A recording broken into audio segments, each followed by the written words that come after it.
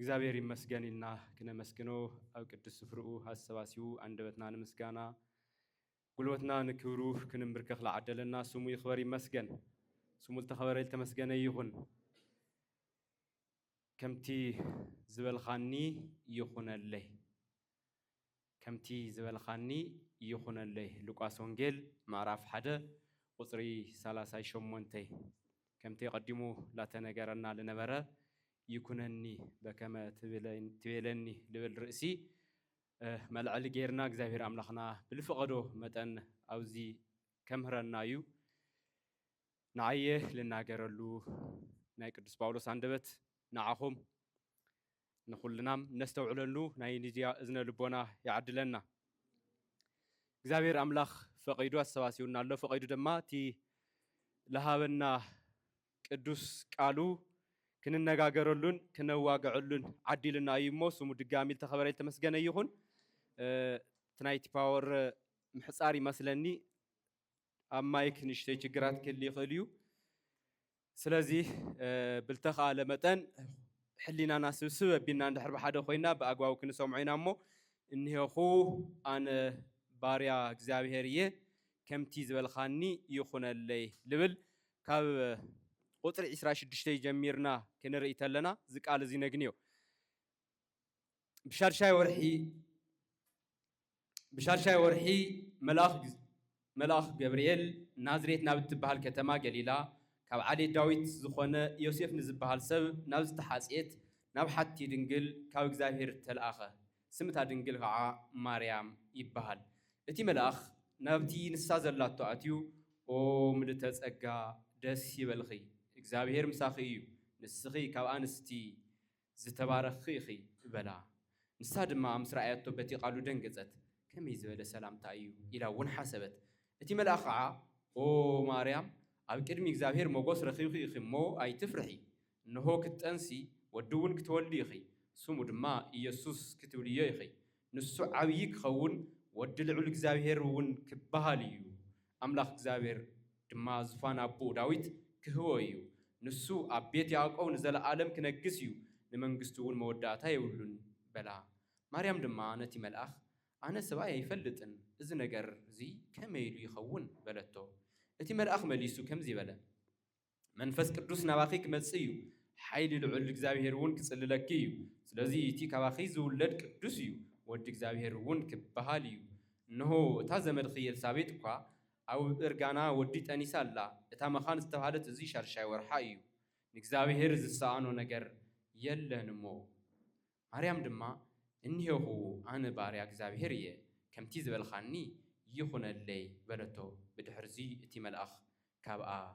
ኸደ ስለ ቃሉ ቅዱስ እግዚአብሔር ኣምላኽና ስሙ ይኽበር ይመስገን እዚ ናይ ቤተ ክርስቲያንና ባህሊ ትውፊት ስርዓታ እዩ እቲ ወንጌል እቲ መልእኽቲ ኣቐዲምኻ ኣንቢብኻ ላፍቲ ዕለታዊ መርሃ ግብርኻ ምሕላፍ ስለዚ ካፍቲ ለልዕልናዮ ርእሲ ክንርኢ ተለና መጀመርያ ናይዚ ቃል እዚ ደራሲ መን እዩ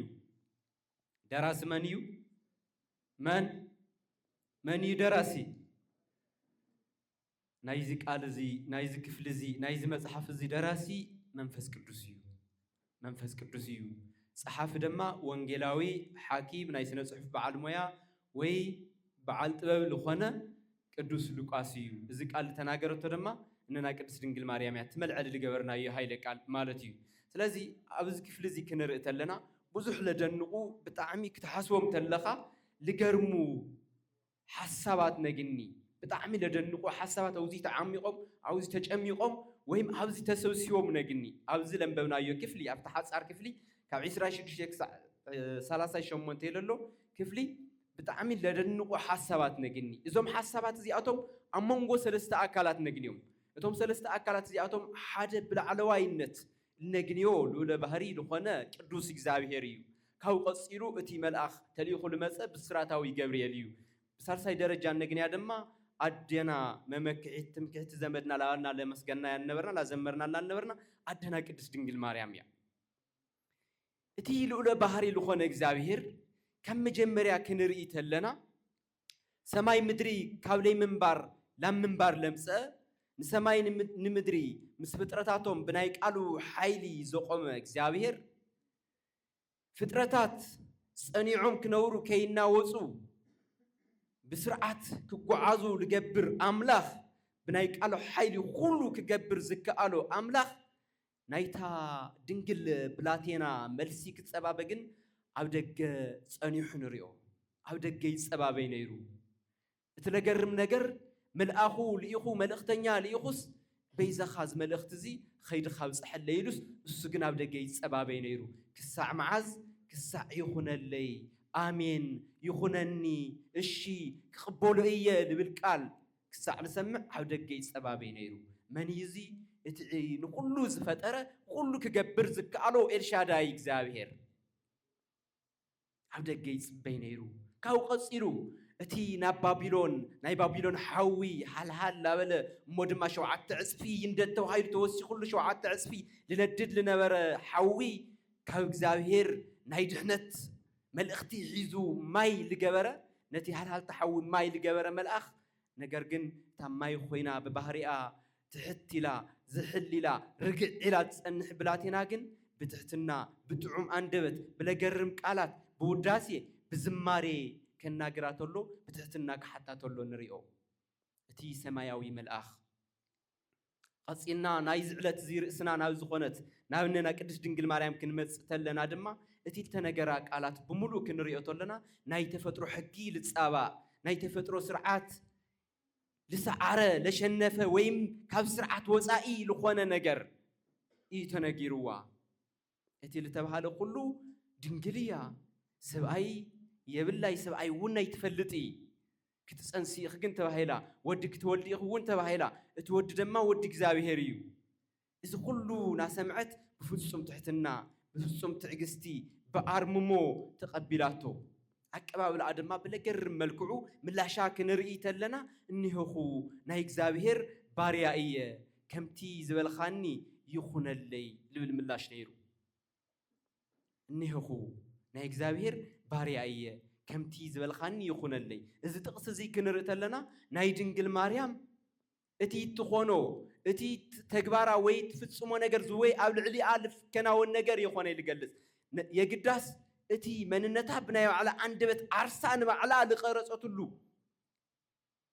ባዕላ መንየ ኢላ ክትሐስብ ተላ ምላሽ ትህበሉ ነይሩ እንይኹ ናይ እግዚአብሔር ባሪያ ናይ እግዚአብሔር አገልጋሊትየ ልብል ምላሽ ነይሩ እቲ ዳሕረዋይ መንነታ ልገልጽም ይኾነ አዶ አምላኽነታ አዶ ኢየሱስነታ አዶ ክርስቶስ አዶ አማኑኤል ምዃና አዶ ትመድሕን ቤዛ ምዃና ልገልጽ የነበረ ይባላል ተናገረቶ እንይኹ ናይ እግዚአብሔር ባሪያ ከምቲ ዝበልኻኒ ይኹነለይ ልብል ነይሩ እዛ ዶዚኣ ኣብ መጽሐፍ ቅዱስና ክንርኢ ተለና ካብ ብሉይ ኪዳን ካብ ናይ መጀመርያ መጽሐፍ ካብ ኦሪት ዘፍጥረት ጀሚርና بتنويتن بأمثالن لا تجلست المسات الدوية. أحدش كدانن بأكال نرخبا تجليسا بعلا خوانتي خوينا نايت تنويت في السامي نايت مسالم أكال خوينا النجنيا الدوية. إذا كله تناجر لله بناء على الدبت بتي مسحف كدوس لجلس متأنجن قنت الربينا بنشتيو لأنا እግዚአብሔር بالجلس لنا متأن لما عنتي نمهارو رأس خوان النائي مالتي. عاوز فترة معرف ثلاثة قصر عسرت حمش جميرنا كنرت لنا أدينا كدس دنجل مريم أو نرخبها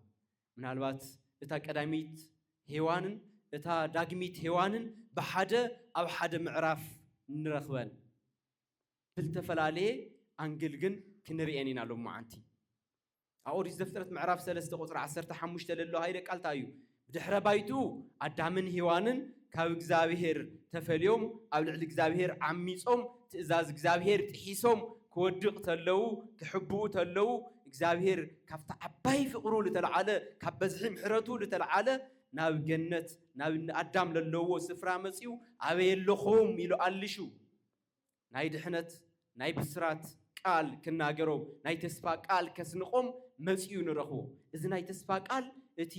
ናይ ብሉይ ኪዳን ሓድሽ ኪዳን ወይ ናይ ብሉይ ኪዳን ወንጌል ባልቀዳማዊ ወንጌል ኣብ ብሉይ ኪዳን ተጠቐሰ ክፍሊ ምዕራፍ 3 ቁጥሪ 15 እዩ እንሆ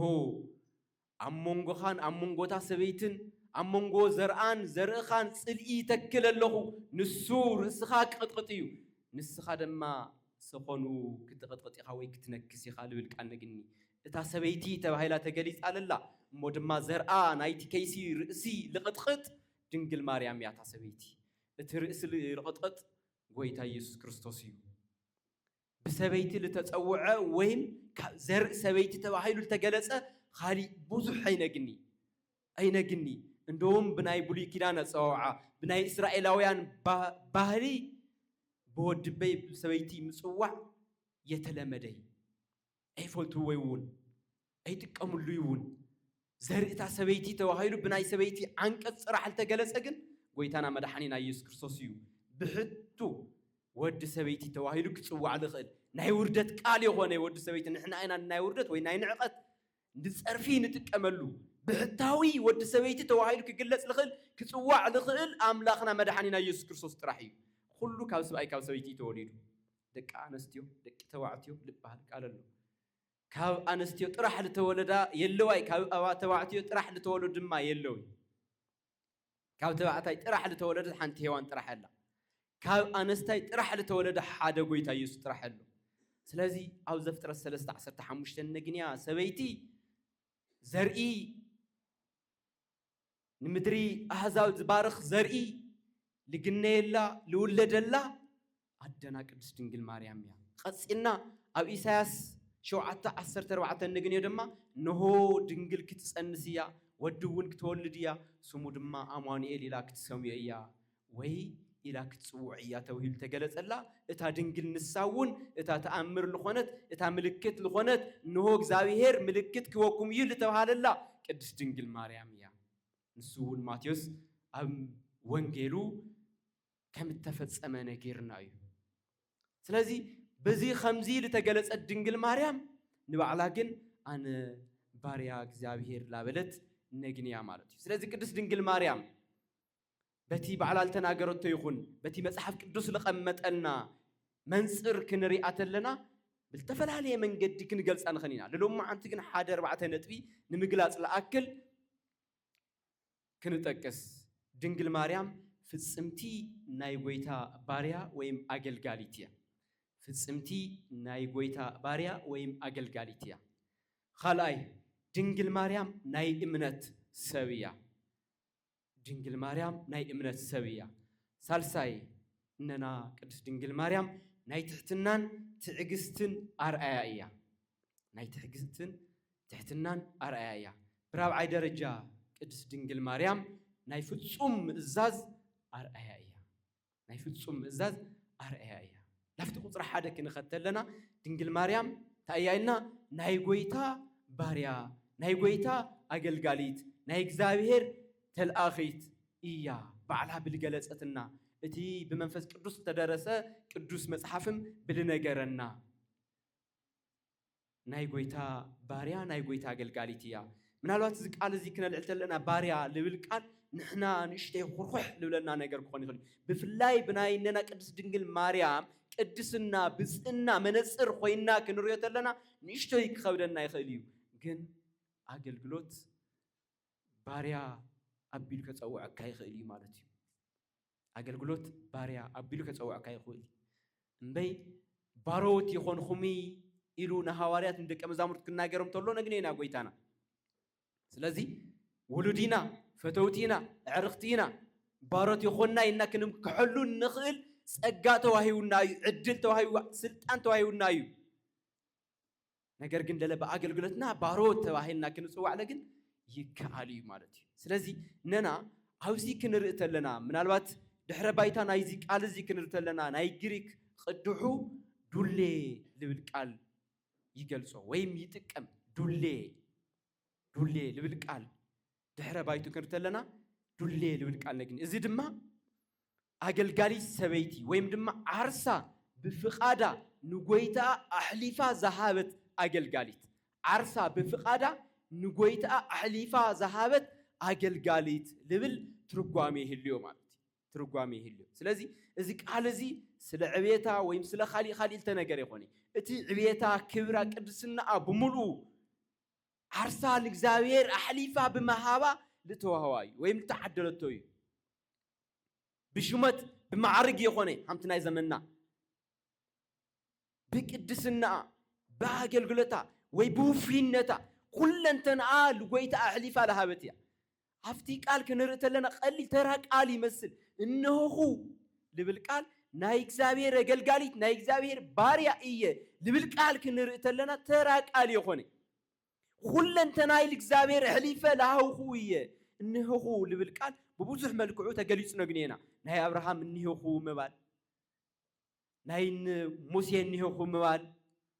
نهاي سامويل نيهو خو مبال ببوزح من قدي تجليس نجنينا عاوز لا فري بالبلا من قدي نيهو خو لك أخوان سامويل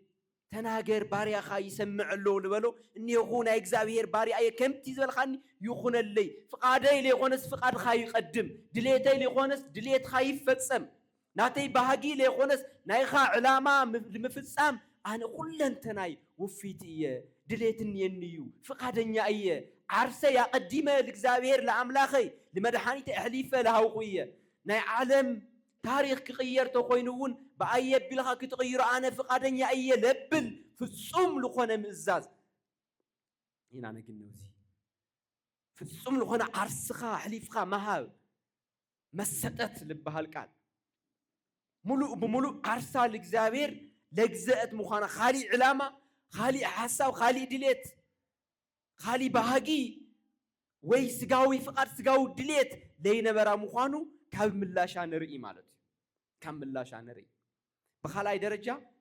قدس دنجل مريم نهي إمنة سوية نهي إمنة سوية نهي إننا قدس دنجل مريم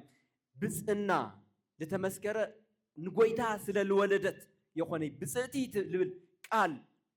تجليس النجنيو سلا الولدت يخوني قدميو تختيلو المسألة أو لقاس حادر وحمشتي كنرت لنا خالي إنانري ناي إجزابير قال ناي إجزابير تسفى آمين إلى سلال تقبلت يخونني إلى سلال تقبلت ناي إمنت سو سلال خونت قدست إلسابيت كتمسجنات اللانري قدست دنجل مريم بجبريلم كتمسجنت الله عن تورينا كزمر الله تقول كتودست الله كتموجست الله رينايا إلسابيت أنت مسا سالب لخونا من قدي كتموجسات الله رينايانا ناي مجرشنا إلسابيت نجر كنرت لنا تايلون إتي كاو إجزابير تنجركي كمز في السم التأمني بسأتي إخي إتي كاو إجزابير لمسأمل أختي كاو إجزابير لمسأقال ناي إجزابير حساو ناي إجزابير فقاد أواخي في السم مخانو لآمن خي سلالغون خي بسأتي إخي إلاك تمسكنات الله نري بسأتي إخي لبنبل كاو إجزابير لمسأمل أختي بجبريل بيلو لمسأمل أختي تعينير تعنت ولن بونايو دنجليا سبعي تفلتي سبعي نامفلات حساون يبلاي جن كتسانسيخ ودون كتولدي قتباهلا قدمي خالي سبنا جني قدوس جبريل بعلو لتناجرو مالتي قدمي شد الشورح منيسو مسقالو ديهم نيهم مسايهم يورو مسقاليهم እግዚአብሔር ይመስገን ወምስቃሉ ንኹን መንዩት ቅዱስ ገብርኤል ተናገሮ ሰብ ዘካርያስ ካህኑ ዘካርያስ ነግኒዮ ዘካርያስ ከከራኸርቶለና ነግኒዮ ብልገርም መልኩዑ አሞንጎ ዘካርያስን ቅዱስ ድንግል ማርያምን ለሎ ለመሳስሎም ነገርም ለፈልዮም ነገርም ክንርተለና አፈላላይም ብጣዕሚ ሰፊዕ እዩ ለመሳስሎም ነገር ተሃሌና ክልትዮም ናይ ቡሊ ኪዳን ሰባትዮም ምናልባት خلتيهم قدسات مصحفت وين هاي بوتاتهم تاريخي فولتيهم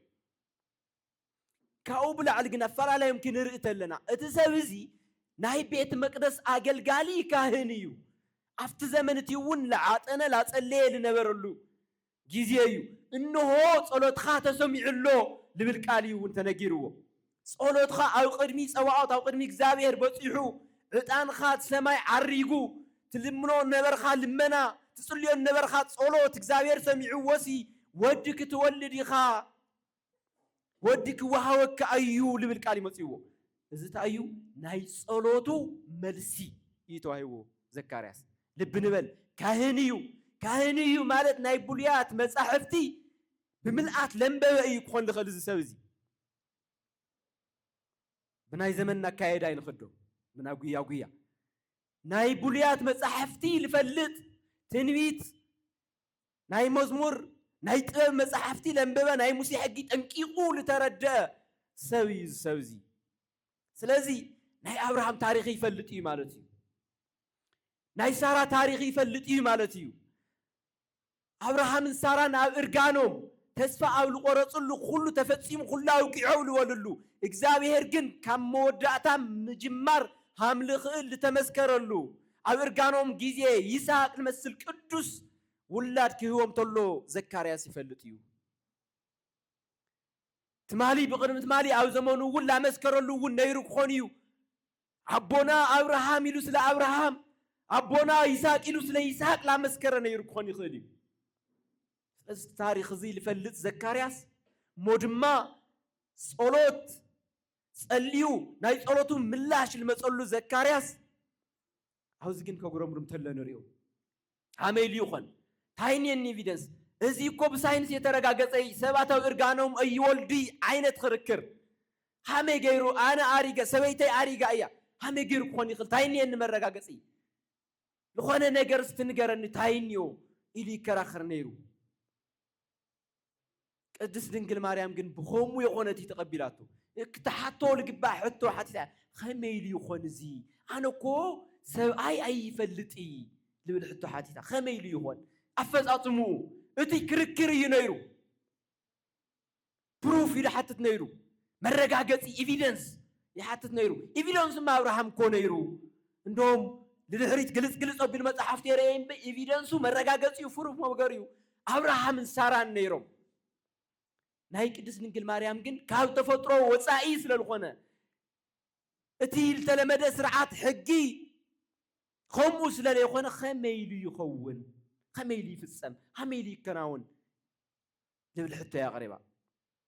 برديت أنت أرم الحرينا يوم معر الزكاريات توم كدوزات مسحفتي لا تجمت نيرا أيا إلنا كنقل ساعين خدي فلتت يبلا يخون ناينو لنا جن بنا زكارياس معر ناي مسحفتي ناي تقوم مسحفتي ناي ترويت مسحفتي ناي تاريخ مسحفتي معرو ترد أيانا يرا يخون ناي نجرجن إتي أفتات ما خميلهم لفتسم حاتيتا زكارياس تخرا خيرو نستاجن حتى حاتيتا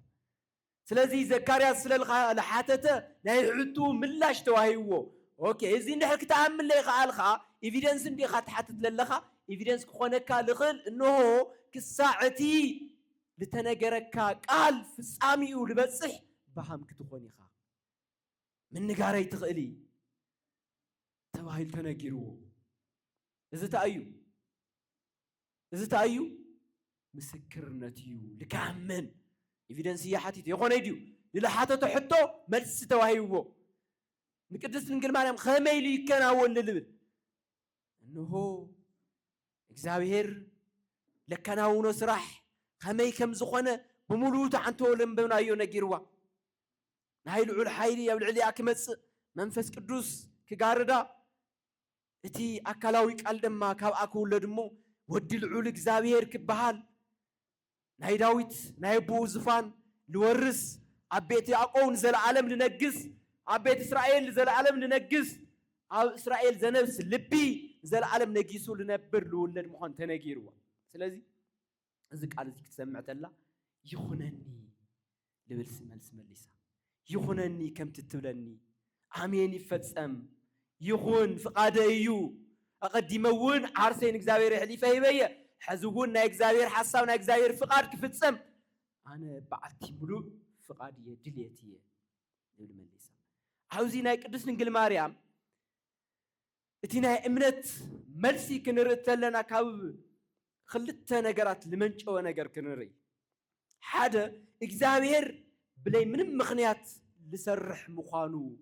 تأمن سلا الخانتي بلاي من مخنيات يدلي كغيرو لدري تاريخ مقياري خيريو كسرحو لدري يسرح مسرح يخيريو زدليو نجر كاو زدليو بوتا ناو زدليو بوتا من قسقاسي خيريو كله كالو إلشاداي مخانو تأمن سلسلة الخونتيا خالق إجزاوير كابل تودأ نجرون مجمار حمل خل سلت تأمني إذا أنتوا لا جلسنا ينبرنا نهينا أبراهام تاريخ عل تودأ نجر توديو أو كعول توهاللو نهين زكريا اسم تمساسالي جبريل كنا قرت لكو إنه هذا مدخي إلسابيت إتا مخان لولوان نبرت أبرجانا جزء حزي ودت أنيسال الله إنه دما شرشة ورحي كلات له أوكي أو كعول نبر نجر إكزابير عول بكع نجر عول تودى نجر تاي جميرو سرح جميرو ما هسأن هسأن عشل حيزو معواي جميرو من وار جميرو نحن أبراهام تاريخ السو سلازي إكزابير دنك البهال سرحتي لفتسمى مغانو ليكال البهال بسبب عيني بسبب البنا بسبب حساب خبتي البهال نجارات لغير أملاك مغانو بحر إرترا بناي موسى بدري خفيلو إسرائيلاويان للشاجر مغانو نلعليش بشمي تشح لغون هزبي عبرخا منا المجبة كوكو حي ما يفلقوا لروي أملاك مغانو قدس ننجل مريم نأمنتها مسرتي امنتا انكرا نيرو سلازي ناي امن السويه قدس دنجل مريم بسالساي درجه اننا قدس دنجل مريم ناي تحتنان تاغستن ارئايا ناي تحتنان تاغستن ارئايا تقدمنا لجلصنايو قال بعلو ناي تحتنا ملسي انيهو ناي እግዚአብሔር ባሪያ እየ ልብል ቃል ንርእሳ ክትጠቀስ ተላ نهو أنا بساتية عدو أملاخية عدو مسيحية لبل قال يتتغمتي عرسات حتى بلا تايلا نيهو نايك زاوير باريائية لازم تحت النايو ديو غني دك زاوير ما يقولنا ديو غني با ومسكرنتيكو نحلي غني لي غني نبل ندعر خوين لو خوين نبل مسكرنتيو سلازي تحتنا قالنا جني سلازي قدس دنجل مريم تحتنا حدا عرسا تحت لبلتلو خال أي كبرى على خونس كبر إجزابير كي قلت تدلي عدو مخانا نري عاوزي من يالعل تبلو لله نمن يحفحف تبلو لله نمن يتخورو لله نجزابير نتي أملاخا نتي مدحاني تيلا لسوعتو نجزابير لعل تبلو بو دسيولا نعو تمسكنو لا بلت تقلص الله كبر إجزابير تقدم عدو إياه كبراك تقدم منم بوتا أي نريع بمنم ملكوعو قدس دنجل مريم عرسا لعل بلتلو ويم كبرا لقدمتلو سلا كبرا لتناقرتلو كفلينا قني بمنفس قدوس تمريحة إنه تولدي كله بسيت كلون يوم نبل قال طرحنا قني السوون ناي منفس قدوس حساب سلا الغني ناي منفس قدوس حساب سلا الغني سلازي بزي ملكعو أو أنا زي قليل أمكن رئت لنا إذا كله نسبات إلى لجبرته أو قدمي يسوع كريستوس وين كوي بالله من إلى حتهم سقربت بدحرية آية البلد كله تزولكم جبروا زولكم كله تاي جبروا زولكم كله جبروا نعو سمعوا لبلد زاوية ربه كله زولكم جبروا بمال قدس دنجل مريم سبات ناوي زاوية لكقرو سبات ناو قويتهم نام مدحانيتهم نابيزهم لكقرو من قدي تخونيرا مرحيت تخونيرا أو وانجيل نريا قدس دنجل مريم نسايا سبات بوانجيل لك أمنو عن توتالا يتوالين أو سنة صحف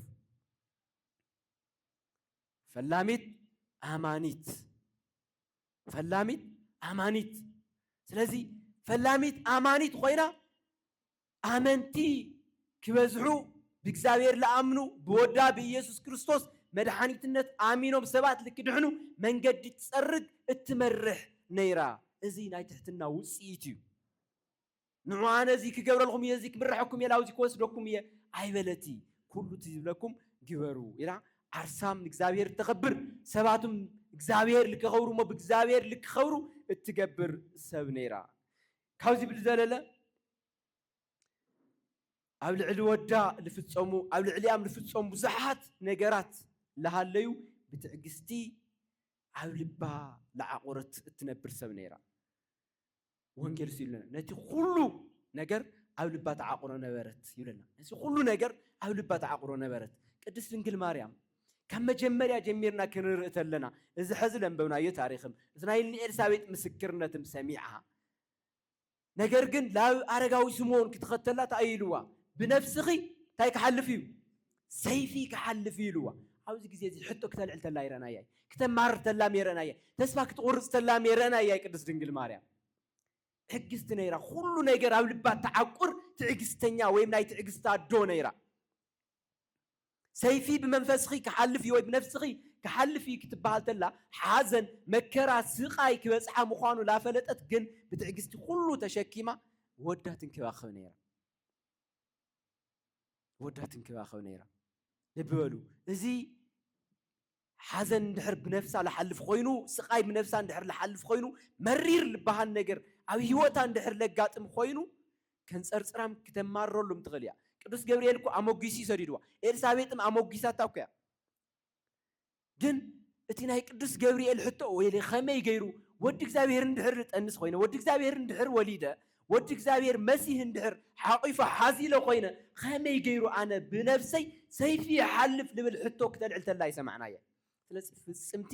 ትዕግስተኛ ነይራ ኩሉ ኣብ ልባ ተዓቁር ሚስጥር ዘልዚላል ተውፅም የኾነት ሃማና ልረአናዮ ለይረአናዮ ለሰማዕናዮ ለይሰማዕናዮ ብምልኡ እንጎሕጉሕ ሰባት ህይወትና ብመንጽር ቅድስት ድንግል ማርያም ክንሪኣ ተለና ምናልባት ካፍረናም ልኽእል እዩ ስለዚ እነና ቅድስት ድንግል ማርያም ግን ብብዙሕ መልክዕ ክንሪኣ ተለና ብጣዕሚ ናይ ትዕግስቲ ሰብ እያ ቀፂልና ካብ ኣረጋዊ ስምዖንም ንዕተ ሰደዲ ተባሂላ ተሰዲዳ ኣብዚ ግዜ ዝሕቶ ዝየልዓለቲ የማረረቲ የንፀርፀረቲ ኩሉ ትሽከሞ ነይራ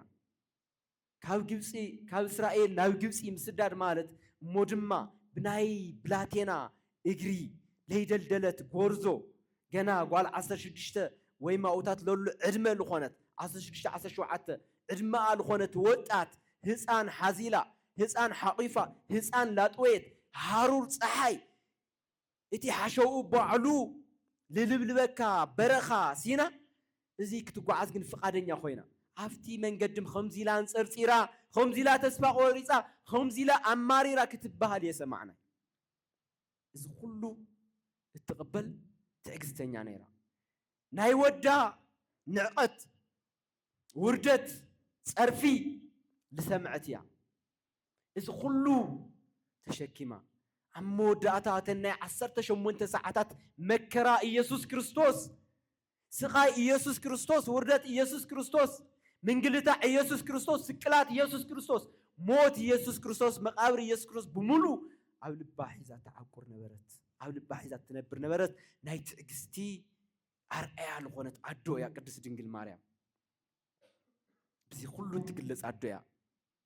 ብጣዕሚ ለደንቕ ትሕትናም ትዕግስትም ልረአና ኣላ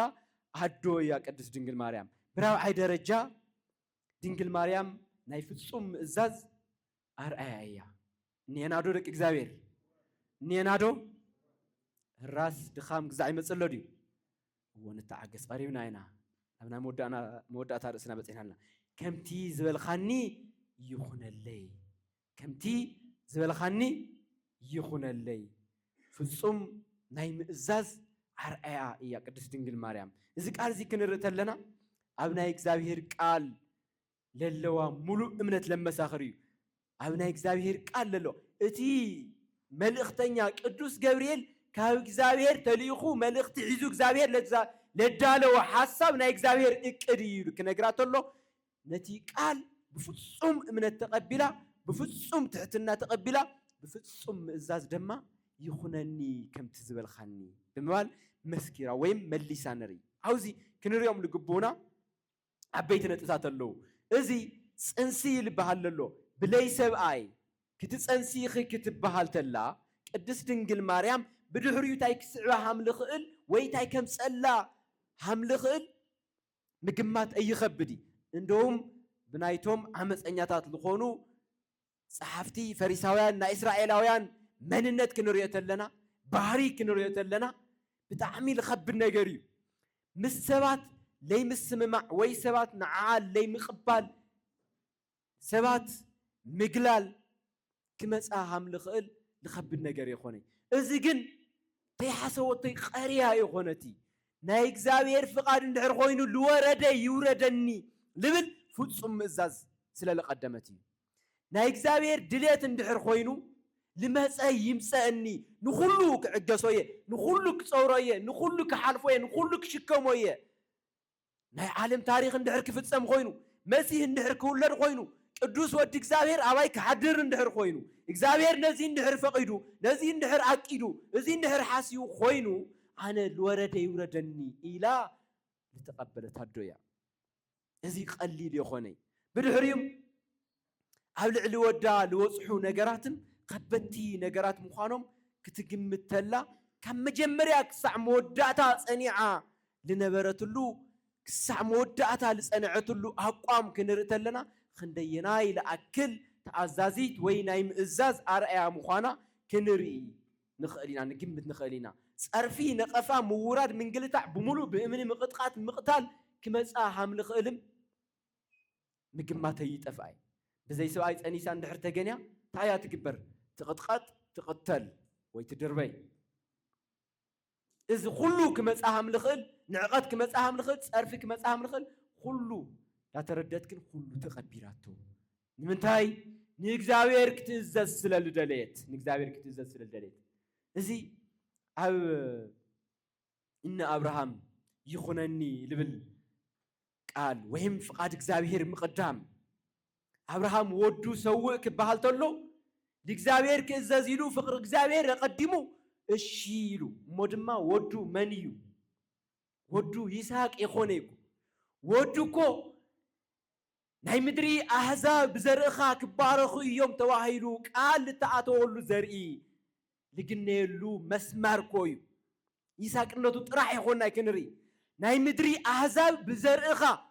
ክባረኹ እዮም ተዋሂሉ ተነጊርዎ አብርሃም ብዘርአይ ናይ ምድሪ አሕዛብ እንድሕር ክባረኹ ኮይኖም እቲ ናይ ምድሪ አሕዛብ ልባርኽ ዘርኢ በበይዳ ኣድዩ ክሓልፍ ኢሉ ሕቶ የቕረበ ኣምሉ ልሕተን የድዩ ከመይ ገይሩ ببي حالي فدا كبارو تما حزاب لبل حتو ابراهيم كقرب تلو يرناي تايدا فقاد እግዚአብሔር اقدمو تزازو تقبلو ودو ناموريا ترارح يزو تغعيزو مسواتي غيرو لكقربون خرا العلو نريو ابراهيم ويتانا مدحنينا يسوع كريستوسم تايلو نيرو ابو اذا تصوع زيا فقار خاطر خوينس اذا تصوع زيا كاباي تحلف لا لي حتى تمو قاوتا يلول كنا فقادخا دامبر فقادي ايخون كنا فقادخا دامبر فقادي ايخون كبلتلو نغنيو فقاد من يقدم فقاد من يقدم فقاد እግዚአብሔር يقدم ቅድስ ድንግል ማርያም فقاد እግዚአብሔር ስለለቀደመትያ بدنجلنا بنጽህና ለዘላለም ክትነብር ለሐሰበት ነበረት ናይ ሙላድ እቅድ ናይ ሙላድ ሐሳብ ላይ ነበረ አዶ ፍቃድ እግዚአብሔር እንድሕር ኮይኑ ግን ይኹነኒ ኢላ ተቀቢላቶ ስለዚህ ልቢ ኢና ክንሪኦ ልግበና ነገር ትእዛዝ እግዚአብሔር ክትቀበል ተላ ፍቃድ እግዚአብሔር ክትቀበል ተላ በፍጹም እዛዝያ ኢና ንብለለና ንድሕሪት ንመለስሞ ናይ ህይወትና መልዕሊ እነግኒዮ ኣብ አዳምን ሔዋንን እዩ አንተ ወታይና ነርና ምስታ ቀዳሚት ሔዋን ዳግሚት ሔዋን በሓደ ንረኽበኒና ኢና ነርና ኣብ ዘፍጥረት 3 እቲ ኣብ ትንቢት ነግንያ እቲ አግን በአካል ነግንያ እታ በአካል በስጋ ለግነና ያ ሔዋን ስጋዊ ለሆነ ተግባራት ላፈጸመቲና ነግንያ እታ ዳግሚት ሔዋን ድማ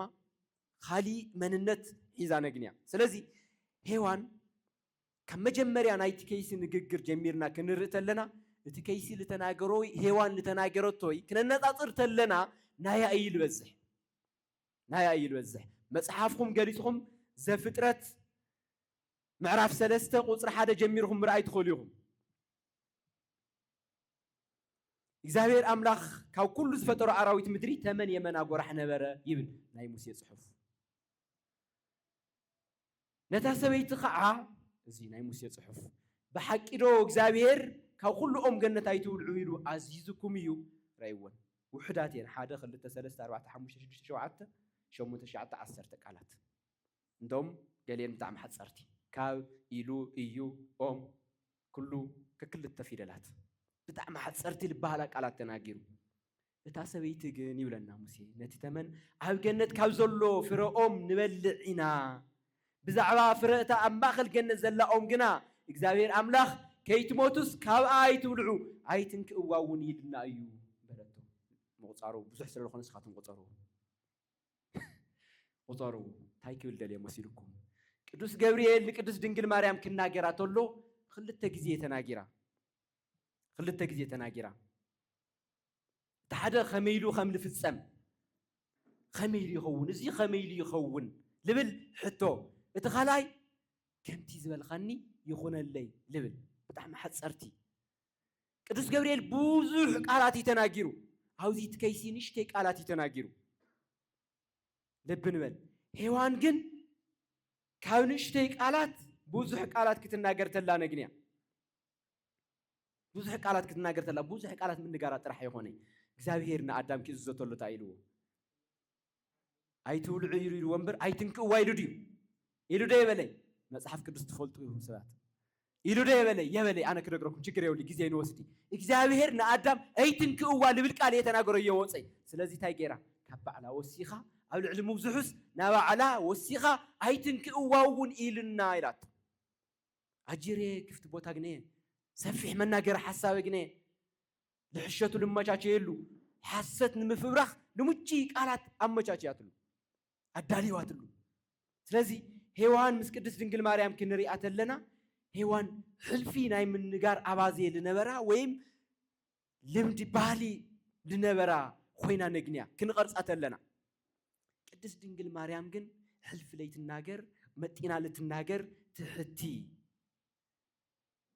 በመጠኑ ብንሽተዩ ቁንጥረ ቢላ እትናገር አዶ ኮይና ነግንያ ቅድስት ድንግል ማርያም በዚ ናይ አርምሞ ህይወታም ንርዶ ብልባት ዓቁሮ ነበረት ወይ ሁሉ ኣብ ልባት ዓቁሮ ነበረት ልብል ቃል ክንሐስብ ተለና ሁሉ ጊዜ ናይ አርምሞ ህይወት ላው እምሮና ክመጽ ክልንየው ዝምባለ አብ ዝምባይ ገባበት ሱቅ ተብዝሕ ሱቅታ ትፎቲ አዶ ነይራ ብዙሕ ለይትልፍልፍ ቁጥብቲ አዶን ምዃና ንርኢ ናይ አርምሞ ህይወታ ንግንዘብ ቅድስት ድንግል ማርያም ኣብ ሁሉ ናይ ወንጌል ክፍሊ ክንርኢ ተለና ብዙሕ ተናገረትሉ ክፍሊ አይነግኒ ብዙሕ ተናገረትሉ ክፍሊ አይነግኒ ብዘይካ መዝሙራ ብዘይካ ጸሎታ እሱን እግዚአብሔር ለቀረበቱ ምስጋና እዩ ምስክርነት እዩ ለተፈጸመ ታሪክ እግዚአብሔር ልገብሮ ስራሕ ናይ እግዚአብሔር ልዑልነት ስለ በዓላ ኩንሽቲያ ተናጊራ በዓለ ስለ በዓላ ንሽቲያ ተናጊራ ንሱውን መንነታ ምስ እግዚአብሔር ለለዋ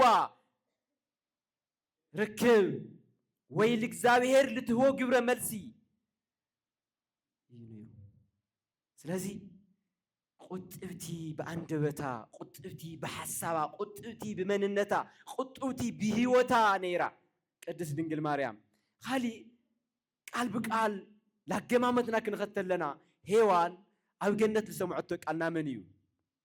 ናይ ቅዱስ ሚካኤል ይወዶ ድዩ ናይ ዲያብሎስ ቃል ናይ ሰይጣን ቃል ያ ሰሚዓ ናይ ሰይጣን ቃል ሰሚዓ አደና ቅድስት ድንግል ማርያም ናይ መንስ ቃል ያልሰምዐት ናይ እግዚአብሔር በመን በቅዱስ ገብርኤል ቢላ ናይ መልአክ ቃል ናይ መልአክ ንግግር በንግግር ደረጃ ተኸይናዮ እቲ ሐሳው ንግግሩም ናይ ሰይጣን እዩ እዚ ሐሳው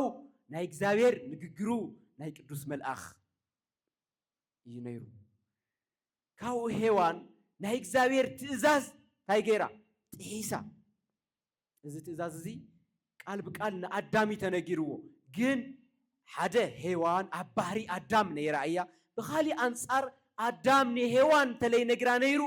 አፍቲ ማእኸል ገነት ለላ ኦም ካብ ኣይትውልዕ ተባሂልና ኢና ኣይ መተናገረቲ ነይራ ትእዛዝ ትፈልጦ እያ ማለት እዩ ይኾነ ድዩ ትእዛዝ ትፈልጦ እያ ትእዛዝ ግን እንታይ ገይራቶ ጥሒሳቶ ድንግል ማርያም ከም ቃልኻ ይኹነለይ ኢላ ተዓዚዛ ኻሊ ብለይ ምእዛዝ ምኽንያት ሓጢያት ላብ ዓለም ልክመጽእ መንገድ ኾይና መን ሔዋን ብለይ ምእዛዝ ምኽንያት ሓጢአት ኣብ ዓለም ልክነግስ ሓጢአት ላብ ዓለም ልክመጽእ መንገዲ ኾይና ምናልባት ኣብ ዝሓለፈ ክፍለ ግዜና መምህር ፍቕረ ኣብ መንጎ ቀዳማዊ ኣዳሚ ዳሕራዋይ ኣዳሚ ዝነበረ ኣፈላላይ ተነጊርና እዩ ስለዚ ሎማዓንቲ ድማ ኣብ መንጎ ቀዳሚት ሔዋንን ዳግሚት ሔዋንን ለሎ ኣፈላላይ ወይ ንጽጽር ኢና ንርኢ ኣለና ክልቲኦም ነናባዕሎም ዝኾነ ህይወት ስለለለዎም ስለዚ ኣብ ቅድስት ድንግል ማርያም ክንመጽእ ዘለና ግን ብምእዛዝ ምኽንያት ናይቲ ብሓጢአት ምኽንያት ዝመጸ ሞት ባርነት እስራት ናቱ መድሓኒት ናብ ዓለም መጽኡ ናብ ዓለም ልክመጽእ መንገዲ ኾይና ኣሜን ኢላ ብምቕባል ካሊእ ናይ ሞት መነሻ ኾይና ሔዋን ናይ ሞት መነሻ ወይ መልዐሊ ኾይና ቅድስት ድንግል ማርያም ኸ ናይ ህይወት ምግቢ ናይ ህይወት ህብስቲ ዝኾነ ኢየሱስ ክርስቶስ ስጋ ካብ ስጋኣ ልክወስድ ስግኡ በሊዕና ሕያዋን ክንኾን ደሙ ሰቲና ሕያዋን ክንኾን ኣብ ማህፀና ልክሓድር ካብ ስጋኣ ስጋ ካብ ነፍሳ ነፍሲ ልክዋሃድ ፍቃደኛ ኾይና ወይ መነሻ ኾይና እታ ቀዳሚት ሔዋን ናይ እግዚአብሔር ቃል ብዓመፅ ጥሒሳ ብዓመፅ ምኽንያት እንታይ መፅኡ ሓጢአት ብሓጢአት ምኽንያት ሞት ናይ ዓመፅ ምላሽታ እዩ ሓጢአት ምስራሕ እዩ ውፅኢቱ ሓጢአት እዩ ስለዚ ብዓመፅ ናይ እግዚአብሔር ቃል ክትጥሕስ ተላ ነግንያ ሔዋን እዚ ዓመፅ እዚ እንታይ እዩ ሰይጣን ናይ ሓሰት ኣቦ ሓሰት ካብ ባዕሉ አንቂዑ ዝናገር ሓሳዊ ክበሃል ተሎ እንታይ ኢሉ ይሓስዩ ኣይኖኖ ሞት ኣይትሞቲ ከም እግዚአብሔር ከም እትኾኑ ስለልፈልጥ እዩ ከምኡ ኢልኩም ኢልዎ ዶ ሓሲብላ የኾነ ድዩ ስለዚ እንድሕር ካፍታ ፍረ በሊዕኹም ኮይኑኹም ከም እግዚአብሔር ክትኾኑ ኢኹም ኣዒንትኹም ክኽፈታ እየን ማዕረ እግዚአብሔር ክትኾኑ ኢኹም ስለዚ እንታይ ተመንያ ማዕረ እግዚአብሔር ምዃን ተመንያ ማዕረ እግዚአብሔር ምዃን ተመንያ ኣይገርሚ ዓመፅ የኾነ እዚ ፍጡር ለሃለኻ ፈጣሪ ክኾን እየ ባርያ ለሃለኻ ጎይታ እምበይት ክኾን እየ ክትእዘዝ ላተገበከ ኣዛዚ ምዃን ምድላይ ምጉምጃይ ኮይና ንርኢ ክትጉምጅ ተላ ወደ ነግንያ ንጥበብ ጽቡቕ ምዃኑ ሪኣ ተገንዚባ ላለ ኸመይ ብልበለ መንገዲ ነቲ ፍረ ሃም ተመልኸተቶ ኸመይ ብልበለ መንገዲ ደማ ነቲ ፍረ ቀንጢሳ ሃም ዝበልዐቶ ምጉምጃያ ባህጋ እቲ ናይ ዝሙት መንፈስ ኣብ ደቂ ሰባት ክሰፍር ወይም ልክህሉ ልገብር መንፈስ ዝተዋረሰናኮ ቡቱናያ ናይ ምጉምጃይ መንፈስ ኮዩ ናይ ምጉምጃይ መንፈስ ኮዩ ናይ ዝሙት መንፈስ ንኹሉ ልስልጣን ልገንዘብ ወንበር ልኻሊ ክንምነይ ልገብር ለሎ ስኮዩ ዝሙታዊ መንፈስ ኮዩ ኣምላኽ ለሃሌ ኣምላኽ ክትኾን ምድላይ ሃንፈሮን ኣምላኽ እግዚአብሔር ለሃሌ ናብ ዓልኻ ኣምላኽ ኣቆምካ ንዕኡ ምንብርካኽ ኩሉ ዚኮ ዝሙታዊ መንፈስ እዩ ንዕውን እዩ ኣመንዝራነት ኢሉ ይገሊፅዎ ብኒ ኤርምያስ ክንሪኦ ተለና እቲ ኣምልኾተ እግዚአብሔር ሓዲግኻ ናብ ካሊእ ምኻድ ብምሉእ ኣመንዝራነት እዩ ተባሂሉ ተገሊፁ ስለዚ ሔዋን ጎምጅያ ኣምላኽ ክትኾን ብሂጋ ዓሚፃ ኣመን ኣብ ልዕሊ እግዚአብሔር ቅድስት ድንግል ማርያም ኸ ነቲ ብባህሪው ኣምላኽ ለሃሌ ማዕረ ኣምላኽ ምዃኑ ከም ምንዛዕ ከይቆፀረ ንባዕሉ ኣዋሪዱ ድኻ ገይሩ ክሳዕ ናይ መስቀል ሞቱ እውን ዝተኣዘዘ ንባዕሉ ድኻ ልገበረ ንባዕሉ ለዋረደ ኣምላኽ ጎይታ መሕደሪት ልክትኾን ንባዕላ ትሕት ክተብል ተላ ነግንያ ፊልጵስዩስ ምዕራፍ 2 ካብ ቁፅሪ 5 ክሳዕ 8 ክንርኢ ተለና እሱና ንርኢ መልክዕ ባሪኡ ብምውሳድ ይብለና መልክዕ ባሪኡ ናይ መን ናይታ ባርያ እየ ልበለት ቅድስት ድንግል ማርያም መልክዕ ኮይንዮ ኢየሱስ ክርስቶስ ሰብ ክውለድ ተሎ ናይ መን መልክዕ ዲ ልሕዝ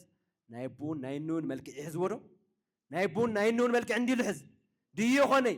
መልክዕ አቡን እንውን ለለዎ ኢየሱስ ክርስቶስ መጀመሪያ መልክዑ ናይ እግዚአብሔር አብ ናይ አቡ መልክዕ እዩ ፍጹም መለኮት ስለልኾነ እቲ አካላዊ ቃል እቲ ዳሕረዋይ መልክዑ ድማ ናይ ንኡ መልክዕ ባሪኡ እታ ባርያ እግዚአብሔር እየ ልበለት ቅድስት ድንግል ማርያም ናታ መልክዕ ልክሕዝ ዓርሱ ልክዋረድ ንሳታይ ኮይና መንገዲ ኮይና ይኹነኒ ኢላ ተቐቢላቶ ሔዋን ብፍርሒ ክትድበቕ ተላ ሓጢአት ሰሪሓ ዓሚፃ ብፍርሒ ክትድበቕ ተላ እታ አዶ አምላኽ አዶ ኢየሱስ ዝኾነት ቅድስት ድንግል ማርያም ግን ዓርሳ ኣብ ቅድሚ እግዚአብሔር ኣቕሪባ እኒሄኹ ናይ ጎይታ ባርያ ከምቲ ዝበልኻኒ ይኹነለይ ኢላ ክትዘጋጅ ተላ ንሪኣ እቲኣ ካብ እግዚአብሔር ክትሃድም ተላ እቲኣ ግን ሂወታ ብምሉእ ንእግዚአብሔር ክተቐርብ ተላ ነግንያ ከምቲ ዝበልኻኒ ይኹነለይ እዚ ቃል እዚ ይኹነለይ ይኹነኒ ልብል ቃል ብጣዕሚ ለደንቕ ቃል እዩ እቲ ይኹን ኢሉ ሰማይ ምድሪ ለቆመ ኣብ ሕርቲ ማዕበላት ካብ ወሰኖም ከይሓልፉ ጠጠው ለበለ ብህድኣት ክነብሩ ብቃሉ ልእዝዞም ኣምላኽ ይኹነኒ ልብል ቃል ልከግኒ ን5500 ዘመናት ይፀባበይ ነይሩ ይኹነኒ ልብል ቃል 5500 ዘመን ተፈፂሙ እውን እዚ ቃል እሱ ናይ ልቢ ምላሽ ወይ ይኹነኒ ልብል ልቢ ክረክብ ኣብ ኣፍ ደገ ቅድስት ድንግል ማርያም ይፀባበይ ነይሩ ስለዚ ነዚ ትፅቢት እዚ እያ ግብረ መልሲ እትህብ ይኹነኒ እትብል ኣካል እታ ይኹነኒ እትብል ነፍሲ እቲ ይኹነኒ ልብል ልቢ ን5500 ዘመናት ይለሽ ልነበረ ቃል ንዑ እዩ ግብረ መልሲ ክህብ እዚ ኩላይ ዘመን ላተዓለሸ ልነበረ ልቢ እዩ ዝልቢ እዚ ዓውዚ ነግንዮ ፍጥረታት ፀኒዖም ክነብሩ ካብ መሰረቶም ከየንቀልቅሉ ልእዝዝ ቃል ናይ ብላቴንኡ መልሲ ይፀባበይ ነይሩ ስለዚ እቲ ይኹን ኢሉ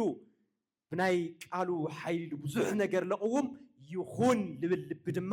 ይፀባበይ ነይሩ ስለዚ ይኹን ልብል ልቢ ድማ ናይ ዓለም ታሪኽ ልቕየረሉ ብጣዕሚ ለደንቕ ቃል ኮይኑ ነግንዮ እቲ ናይ ዓለም ታሪኽ ልቕይር ቤዛ መድሓኒት ካብ ጸልማት ናብ ብርሃን ዘሸጋግር ናይ ዓለም ብርሃን ናይ ህይወትና ህይወት ናይ ነፍስና ነፍሲ ዝኾነ ክርስቶስ ልክውለድ ናብ ዓለም ልክመጽእ ዓለም ብደሙ ልከንጽሓ ብደሙ ልክቅድሳ ብደሙ ልከድሕና ካብ ባርነት ክንላቐቕ ካብ ሞት ናብ ህይወት ክንሸጋገር ብሓራ ክንወፅእ ደቂ እግዚአብሔር ክንኾን ስልጣን ክንረክብ ኣብ ቅድሚ እግዚአብሔር ሞገስ ረኺብና ብለይ ኣበር ብለይ ነቐፋ ብለይ ኩነኔ ክንመላለስ ይኹነኒ ልብል ልቢ የድሊ ነይሩ እነና ቅድስት ድንግል ማርያም ነዚ እያ ይኹነኒ ኢላ መልሲ ሂባ እዎ ገና ዕሸል ለይደልደለት ብዘይ ስብኣይ ክትፀንሲኺ ክትበሃል ተላ እታ ብማሕበረሰብ ክግለለሉ እትኽእል ነገር ተሸከሚት ተባሃለት ቅድስት ድንግል ማርያም ብድንግልና ክትወልዲ ኢኺ ወዲ ክትፀንሲ ኢኺ ወዲ ክትወልዲ ኢኺ ልብል ቃል ካብ ተፈጥሮ ወፃኢ ካብ ስርዓት ወፃኢ ትሕቲ ሕጊ ዝኾነ ነገር ኣባኺ ክፍፀም እዩ ክበሃል ተሎ ይኹነኒ ልብል ልቢ ሒዛ ቀሪባ ገና ከይደልደለት በረኻ ክትወፅእ ንግብፂ ክትስደድ ሰሃራ ክተቋርፅ ሃሩር ኣብ ልዕሊኣ ክፈራረቓ ኩሉ መከራ ኩሉ ስቃይ ኩሉ ፀበባ ክትሽከም ላተረድአት ይኹነኒ ኢላ ተኣዚዛ ኣብ ኣሸጋሪ ግዜ እውን ኣብቲ ናይ ጎይታ መከራ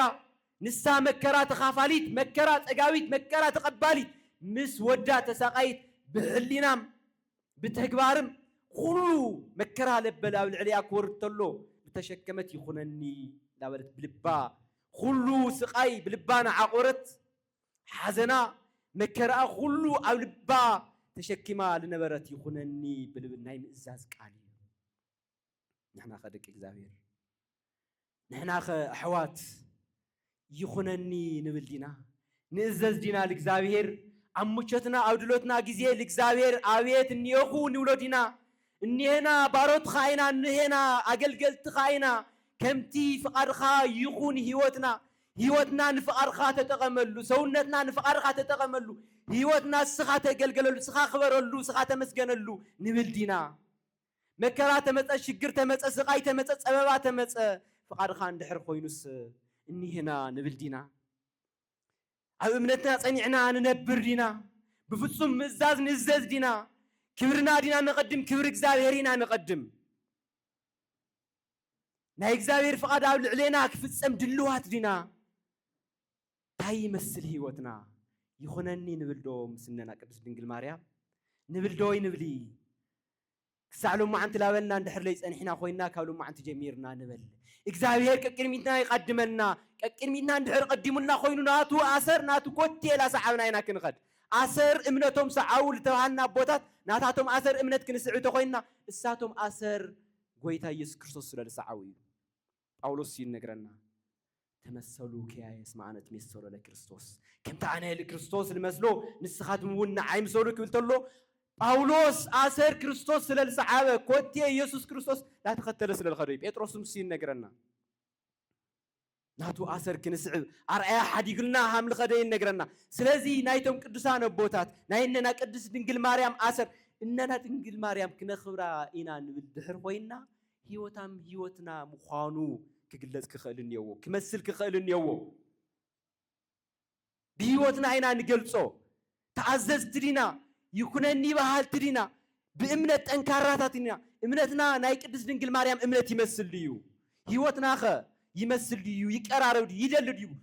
والاتنا عالم تقدارتنا عالم صبا ችግር ንህይወትና ፈተና ኮይንና ስጋዊ መንነትና አሸንፍና ስጋዊ ፍቃድና ኃይልና ክንወጽሖ ተለይኻና ተደረጃ ልብና ግን ይደል ድዩ ተዋና ጥያቄ እግዚአብሔር ልብ ይልሪ